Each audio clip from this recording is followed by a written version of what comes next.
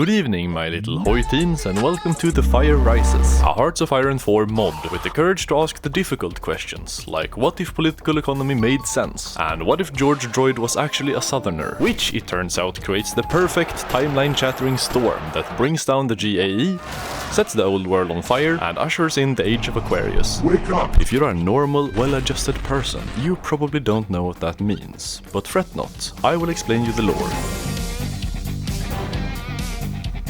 Remember 2020? Yeah, me neither, but I'm pretty sure it sucked. The Fire Rises, which starts off in an alternate 2020, increases the magnitude of our timeline's problems and throws in an oil crisis for good measure, which puts enough strain on the already polarized American society to push it into a civil war that is so complex that it takes several minutes for my computer to process all the war declarations. With the global guarantor of gay marriage out of commission, the old world is freed from the curse of nothing ever happens, which makes way for everything from a pan-nationalist Europe to a resurrected Soviet Union, depending on what flavor of political extremism you subscribe to. And in that department, TFR has something for everyone, which is most clearly illustrated by the factions of the American Civil War. 6 are presently playable, and in order from ready to racist, these are the APLA, or the American People's Liberation Army for long, is a broad coalition of socialists based in California, naturally, with a solid starting position and plenty of fun opportunities for leftist infighting, which you can harness to become anything from an anarchist state to what I can only understand as the Hispano-Teutonic Juche Empire. Biden's America is essentially made up of the remnants of the old American government, concentrated around DC and the Mid-Atlantic,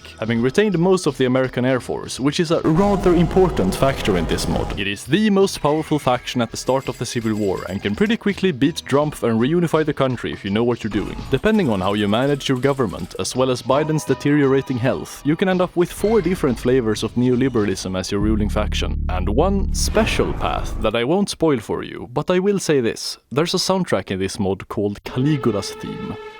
Trump's America, located in the German Shield and populated, after some libtard wrangling, exclusively by true American patriots, starts off at a bit of a disadvantage compared to Biden due to his superior GDP, international intervention, and his aforementioned air supremacy, but with the power of microing, the Second Amendment, and the generous helping of national fury, liberal hegemony is far from inevitable, and it is up to you to choose what to replace it with. If the choices provided by a Trump playthrough aren't spicy enough for your chudded out soul, try the Patriot Front, or if that doesn't involve enough phrenology, the National Socialist Movement. Lastly, for the edgiest among you, there's the Atomwaffen division, which colorfully illustrates what would happen if a public HOI4 multiplayer lobby was given temporal power. Suffice to say, America is chock full of content, but that's far from everything TFR has to offer, which brings us to...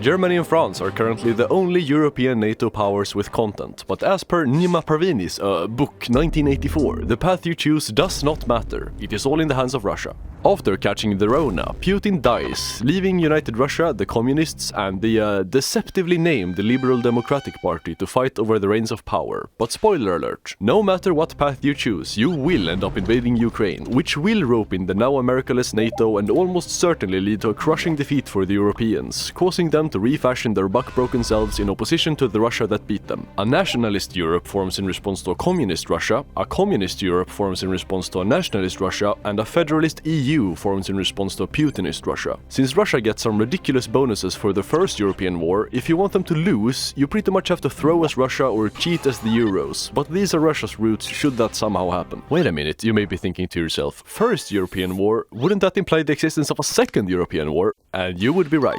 No matter what side loses the first European war, they're very eager for revenge, and it's only a matter of time before the rematch kicks off. I haven't played every path, but it seems the side that wins the first war gets some pretty noticeable debuffs, so the second war is much more of a fair fight than the first one, and is by far my favorite war to play in the mod. Prepare to see an uninterrupted line of armored divisions all the way from the Baltic to the Mediterranean, and cast damage numbers high enough to make Desert Storm look like child's play. If that doesn't sound like peak entertainment to you, I suggest you leave Europe and instead try... The Asian theater revolves around the clash of its 2 major powers, China and Japan, and just like in Europe, the paths they go down is dependent upon the outcome of the war they're about to have. Following the fall of America, Japan steps up to shoulder the burden of defending Western-aligned Asia from the Chinese dragon, and China, emboldened by the collapse of her main rival, gears up for a final reunification of the motherland. When the inevitable reunification war begins, Japan's Pacific Defense Treaty Organization joins the fight on Taiwan's side, but horribly outnumbered and woefully unprepared as they are, their chances of victory are slim to say the least. A loss for the PDTO results in a rightward political realignment and rapid remilitarization in the losing countries, whereas an unlikely PDTO victory opens up a number of wacky paths for China, ranging from normal-ass liberalism to totalitarian VTuber worship with Chinese characteristics. But don't worry about locking yourself out of any fun conflicts, because the score is far from settled with the first war, so no matter the path you choose, there's no getting out of the sequel. During the period of frozen conflict that begins after the invasion of Taiwan, China and Japan use soft and sometimes less soft power to vie for influence in the region and get as many miners as they can into their respective co-prosperity spheres. When all the proverbial tinder has been gathered, China starts the fire by reigniting the long-dormant Korean conflict, causing the Great Asian War to begin. By this point, every miner in the Asia-Pacific region has picked a Discord daddy, so when the Cold War goes hot, there are many varied fronts to fight on, from the hills of Korea to the jungles of Malaysia. This variety, as well as the sheer scale of the conflict, which is appealing to a late-game connoisseur like me, makes the Great Asian War truly deserving of its name. My only gripes with it are the unplanned offensive mechanics, and the fact that you have to naval invade all the way to New Zealand to get a peace deal if you play as China. But other than that, it's a blast, and definitely worth a playthrough. Now, unless there's some esoteric hidden country that I'm unaware of, that's all the countries with content covered, which is good, because it has already taken me 96 hours to get this far into the video, and I am starting to lose it, so please consider sending a shekel or two my way to incentivize me to make more rancid code like this. Anyway, now that the funny history boy part of the video is over, the time has come to talk about mechanics. As soon as you load into a new campaign in TFR, this window pops up, and if you have the mental wherewithal to not immediately close it, you may find your way to this screen, which I suggest you read if you want to get a decent understanding of the economy. Alternatively, for those of you who conform to my prejudices about what the average viewer of mine is like, here's a quick rundown. Development, represented by these icons at the bottom of your government screen, is the heart of TFR's economy system and the key to being a relevant country. To keep your development increasing and avoid becoming a shithole, you have to spend money. And how do you get money?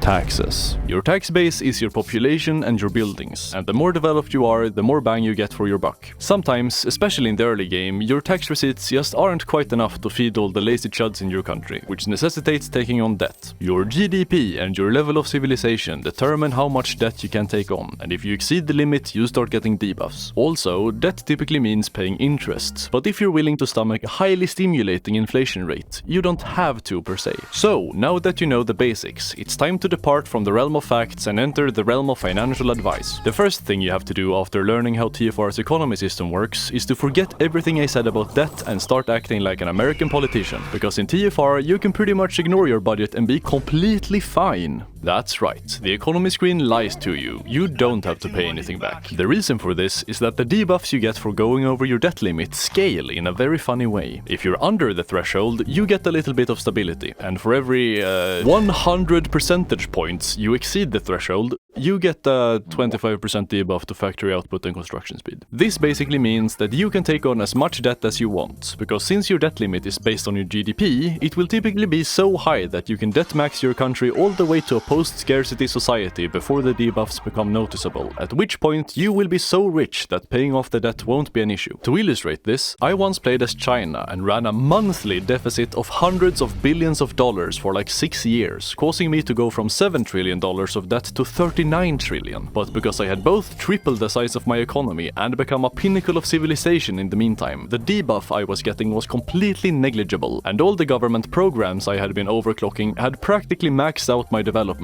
so I could just turn them down a notch and return to a positive cash flow, now as the most developed country in the world. The long and short of it is that as long as you grow your economy and spend your money on development, you'll be fine.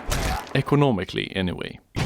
Since TFR takes place in the modern day, the military works a bit differently from vanilla, with mechanized units making up the vast majority of most armies, and regular all infantry mostly being limited to civil wars and garrison templates. TFR also adds some new equipment types, which can sometimes make it hard to know what to produce when the missing equipment alert comes up. But knowing the worst offenders is usually enough to plug the gaps. Armored personnel carriers are light mechanized, infantry fighting vehicles are regular mechanized, and recon tanks are light tanks. When you've boned out your production lines plans and start designing templates, try to keep the templates rather large combat width-wise. Now, as the TFR devs sternly point out, you do have to pay upkeep for every battalion you field, but for the reasons mentioned in the economy section, money isn't real anyway, so don't let the upkeep dissuade you from designing the huge templates of your dreams. Personally, I usually try to field as many main battle tank divisions as possible, and pad out the front line with self-propelled artillery divisions when my tank stockpile runs out. This usually works pretty well, but as I've learned from experience, a good air force is at least as important as a good army in this mod, so don't sleep on it. On the whole, plane design is pretty similar to vanilla, with the multi-role airframe taking the light airframe's place as the foundation for your quintessential fighters and cast planes. As always, I'm clueless in regards to the meta, but getting some agility modules and filling the armament slots with either air-to-air or air-to-ground missiles depending on the plane's role has served me well so far, so it should work for you too. Just be prepared to lose a ridiculous amount of planes to anti-air, because SPAA is way more prevalent in the field than you would think. With your newly acquired TFR knowledge, you're now fully equipped to enjoy the mod. But before I let you go, I want to give you my final thoughts. Also, this is the end of high production quality, please forgive me. Now, as a humble vanilla chad, I am usually skeptical of intensely story-driven mods, and make no mistake, TFR is a story-driven mod. I don't know of a single way to change the map that isn't locked away behind focuses or decisions, and replayability is definitely hurt by how railroaded of an experience TFR is, but despite this, I still find it very enjoyable, and not just because of how chudcore it is. The sheer amount of content in the mod is astonishing, and even countries that are very similar gameplay-wise, like France and Germany or Biden or Trump, are flavorful enough to warrant a playthrough each, despite the lockdown nature of the mod. While it can be a bit scary at first, the economy system is well integrated and doesn't take so much space that it crowds out core HOI4 gameplay like production management and autistic tank micro. Heck, I'll even go so far as to say that it makes the mod better.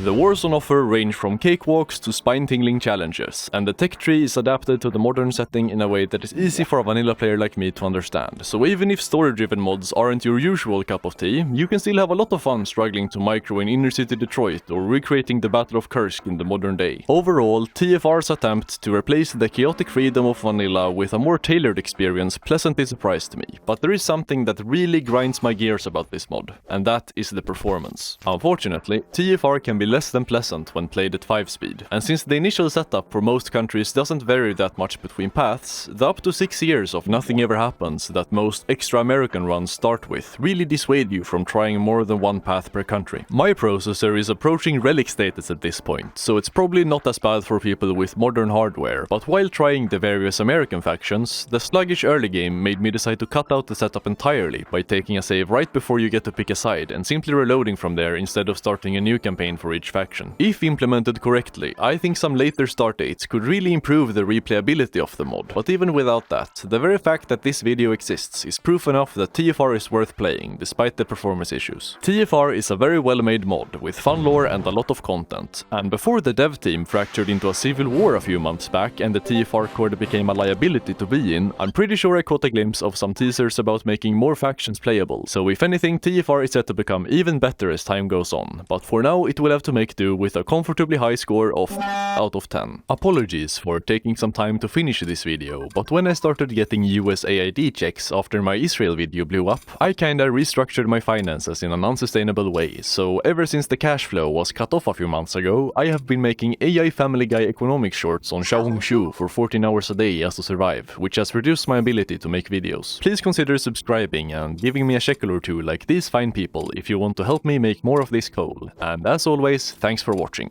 Also, this is my second channel where I will stream from now on, might also start posting slop on there. And a special thanks to Aip Kovanlik and Spk for being the highest channel members.